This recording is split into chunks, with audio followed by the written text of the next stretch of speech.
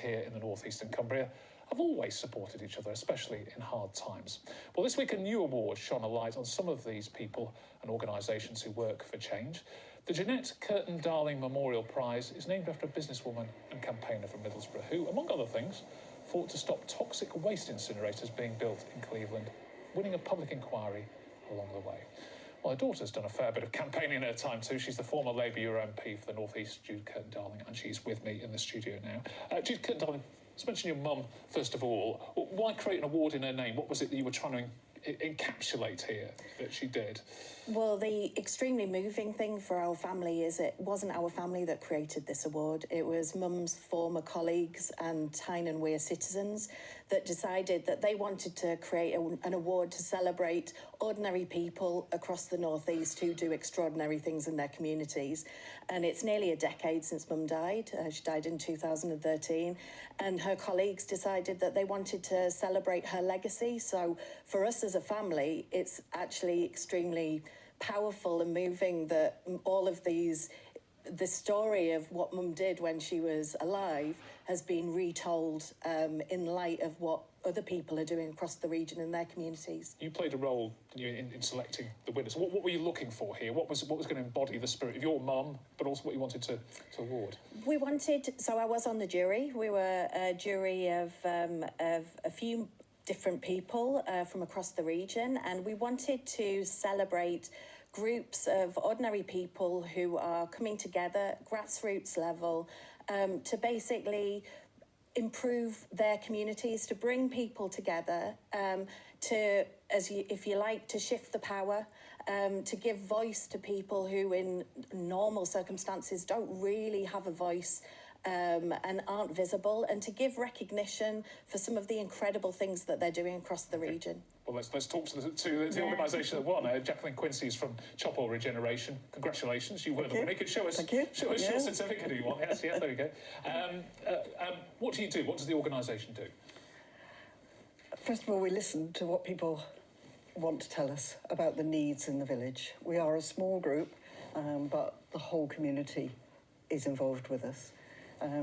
Our big project at the moment is the bank, formerly Lloyd's Bank in Chopwell, which Gateshead Council bought on our behalf and have now leased to us for 35 years. We had to raise the money to refurbish it, and it's now a community resource. People can come there for the cafe, for the community market.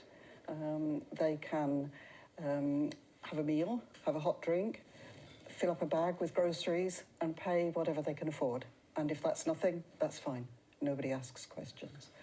And in terms of, obviously, we talked today about the problems afflicting communities when funding's cut. But this is, I suppose, an example of community still waiting for someone to come in and ride to your rescue, is do something yourself. Absolutely, yeah. I think that was the starting point for the group. If we didn't do it, nobody else was going to. And so that was when Chopwell Regeneration Group was born, if you like. And this particular community, ex-mining community, of course, ultimately, yeah. Very close-knit still? Very, yeah. That's the power of this, presumably. That exactly, yeah. The history of Chopwell, I think, is well known.